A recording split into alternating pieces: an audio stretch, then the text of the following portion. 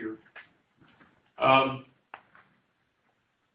Police Officer Neller, located here in this incident, initially makes a stop and reports that he has the individuals that match the description of the robbery and the cutting stop. This is Mr. Hebert. Are you sure about that? Yes. Sure. This is a tree, large tree located out front. Her location is, Mr. Hebert is here. She would be located here. Dog was with her by the tree. Can you estimate the distance, please, between, let's say, the tree and the top mark? No, I'm sorry. We do have that, but I don't have it with me. Just park it, if you can. 20 feet, 50 feet, 100? Between the tree and here? Yeah, but just the scale, the scale of that layout. It's not to scale at all. I'm sorry? This is not to scale at all. I know it's not to scale ballpark. What span of space were the officers and bones in? Ballpark. Let me just go on here and maybe we can get into some of that. Police Officer Neller was here initially. This is the retaining wall, so he was very close to that retaining wall. Police Officer Neller ordered Mr. Hebert and the female to remain seated. Mr. Hebert's feet were facing west towards Virginia. He was located here, female somewhere between this tree and Mr. Hebert. I'm not sure what the distance was. You got a guess on that, Tom, at all? Between Mr. Hebert and the tree? Yeah, about 5 feet. Probably in that range. About 5 feet, 4 or 5 feet. We're talking about being on a sidewalk and pretty much within the width of the house. Right, yeah, I don't. Yes? Okay. Officer Neller was the first officer on the scene. Officer Neller ordered them both to stay seated. That's from a tactical standpoint. Stay there. As he's ordering them, he's putting out the information. Additional officers began to respond. Police Officer Johnson is here. Sergeant Mitchell arrives on the scene here. Police Officer Johnson actually initiates the conversation with Mr. Hebert. He asked Mr. Hebert, do you have a knife? The original broadcast that was put out that Mr. Hebert may be carrying a knife or possibly a sword. Mr. Hebert was seated down on the ground. They asked him, do you have a knife? They asked him several times. He didn't respond initially. Initially, he sat there and asked him again, do you have a knife? Do you have a sword? Mr. Hebert answers, no, I do not. Officer Johnson moves forward, asked Mr. Hebert to please stand up so that he could conduct the pat-down. As Mr. Hebert stood up, Officer Johnson indicates that he reached into the right side of his pocket. Officer Johnson ordered him not to move his hand from there, leave your hand there, at which point in time he came back. The other officers confirmed this in different, they see basically the same thing. Sure they do. As he came forward with the knife, they see the blade opening from the knife. They report, one of the officers reports a triangular shape as the blade was opening. Officer Johnson is stepping forward. Mr. Hebert extends his right arm and begins to move in this manner. Officer Johnson immediately realizes the threat, takes 2 steps back, starts to unholster his weapon. Sergeant Mitchell, who's a cover officer, fires twice. Mr. Hebert was struck once in the arm, once in the chest, fell along the sidewalk here.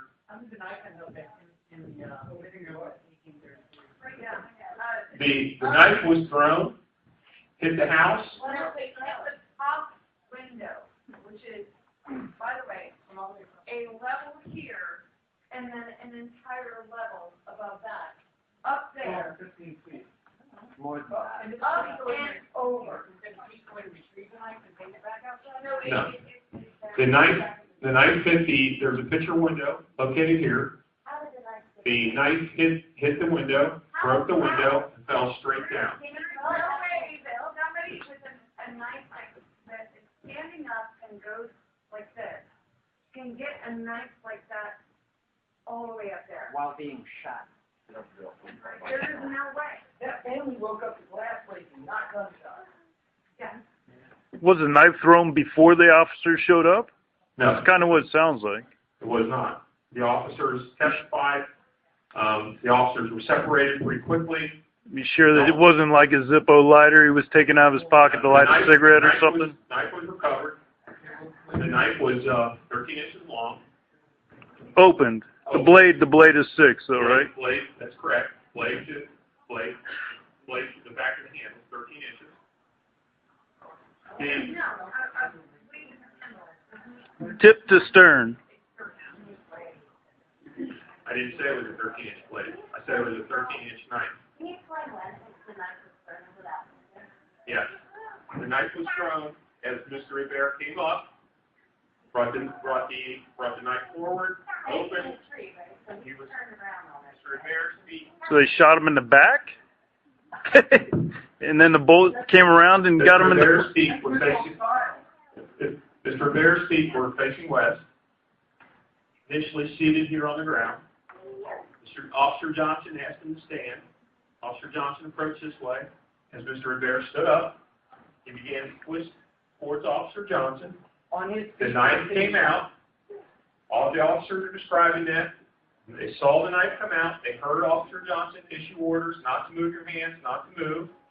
The knife came out, open, came very within a foot of Officer Johnson. As he was turning, Why would you it get was that shot once. It was shot once in the left arm, once in the chest. The knife left his hand, hit the house, fell straight down, broke the window, fell straight down, and that's where we recovered it. Right or left hand? Now, what are the odds? Raise hand. Yes, sir. I had a question with Dr. Miller, discussion with Mr. Fuller. In terms of what length of time that was, speaking with him,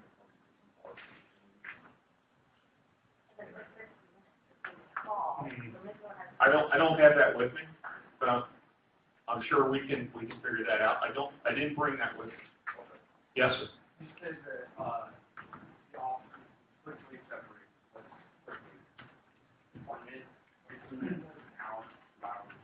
Say within the first 4 to 5 minutes on scene. Yeah, I was going to say, the video doesn't really show that. The involved officers within I feel very confident within 5 minutes were separated. I'm sure you do see people searching, and I'm sure you do see people looking around with light. I haven't seen it. Yes, ma'am.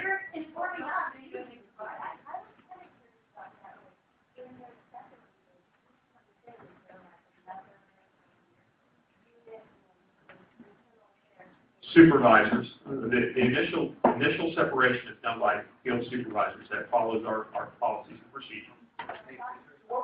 No, the supervisors came actually from all throughout the city. Yes, sir.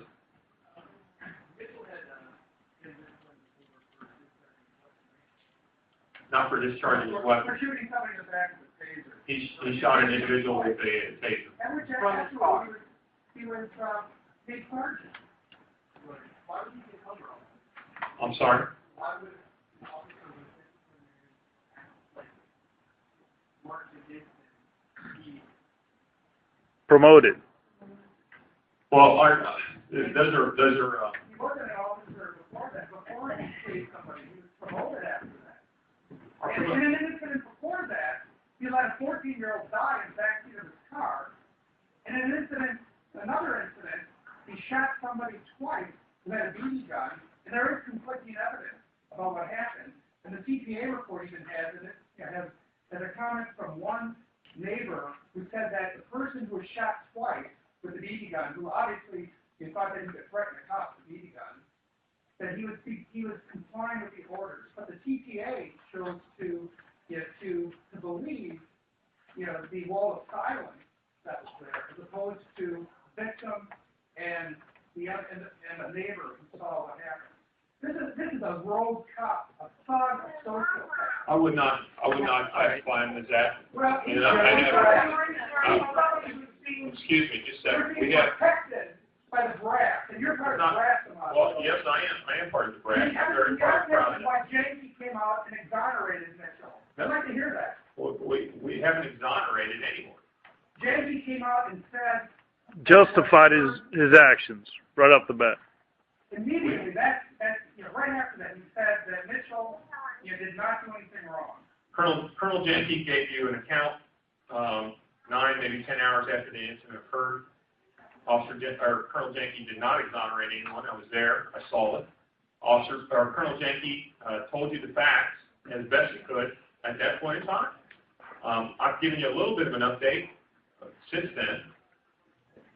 These are the facts that, as we have discovered them. We have no other You're indication. regurgitating what we've already heard. All right.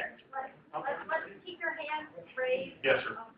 Okay. I just want you to clarify a statement you've already made. Okay. Are you saying that from where Mr. Hebert was, the knife flew from his hand, across the sidewalk, across the yard, across the porch, hit the window, made a circular hole in that window, which we've all seen, and then fell forward out into the yard? There were two panes of glass. The window fell, or the knife fell straight down along the house is where we recovered it. There's a hedgerow in the building itself. The knife was recovered in between the hedgerow and the building itself. Okay, that's all I wanted to know. Yes, sir. Bones was sitting when the officers initially approached. Yes, sir. Was he sitting or standing, or what was his posture when he was shot? He was standing. He was standing. Yes, sir. Okay. Yes, sir. If he was taking a swipe to the side, right, and the cops behind him who shot him, he shot him in the arm, and then you said he shot him in the chest? The officer fired 2 shots. The cover officer, Sergeant Mitchell, fired 2 shots when he perceived the threat. Okay. One shot impacted his left arm Mhm. by the bicep. Second round impacted his chest. Directly on his chest, so he would have had to have been this direction to have been shot. Yeah, He this was is where turning, but he started at this direction. He was This is coming where this the- way. He was already shot once. He would have had to have been You think he would spin the other He direction would have after had he to got have shot? spun 180 degrees. And this is where the coroner's report really is necessary. But you're the My investigators opinion- for the coroner, though, right? You're the investigator for the coroner, and isn't that a conflict? My opinion is that as he was spinning, shot once in the arm, the impact of that forced him to move faster, if you will, and expose his chest, is where the second round impacted. Yes, ma'am. What was the amount of time between when Mitchell and the other officers arrived and that shot occurred? How much time elapsed? I did not bring a timeline, and that Can you give me it would have been a matter of seconds. With this entire incident, I mean, from the time that it was dispatched to the time that Mr. Hebert was shot, is a matter of minutes. This is all occurring very, very quickly. Yes, sir. You made a statement earlier that Sergeant Mitchell is typically at District 5. How often is he currently in the field responding to issues versus being at District 5 handling administrative issues? My statement was that he was at the District 5 station when the rent run came out. Right. Left the District 5 station, came through Northside, and responded over on the Virginia. If I understand your question, how long does he typically stay in the station versus find himself in the field? He would respond to a call where there's an incident such as a cutting or Serious type of Yeah, incident. serious. It made me think that maybe he's in the district more often than he is out in the field responding, and that's where my No, question. it's not unusual for our sergeants to be in and out of the district all through their tours. There's a lot of work that has to be done inside, paperwork, checking, reports, different things along those lines. So we expect our supervisors to be in the station and in the field and divide their time up accordingly. Yes, sir. I've heard a bunch of proximity used as like kind of a justification for killing. not trying to justify anything. Well, that's an excuse, or this is why we did it, you just said a foot away, I guess he's strong, and then come out with the knife that is strong, a foot away. Why would you you guys responded to a standard, why would you get that close to somebody you knew had a knife? You got a 26-inch baton, rubber bullets, bean bags, taser, why would you get that close? It's a very good question. And normally, if he would have had the knife out, if we would have had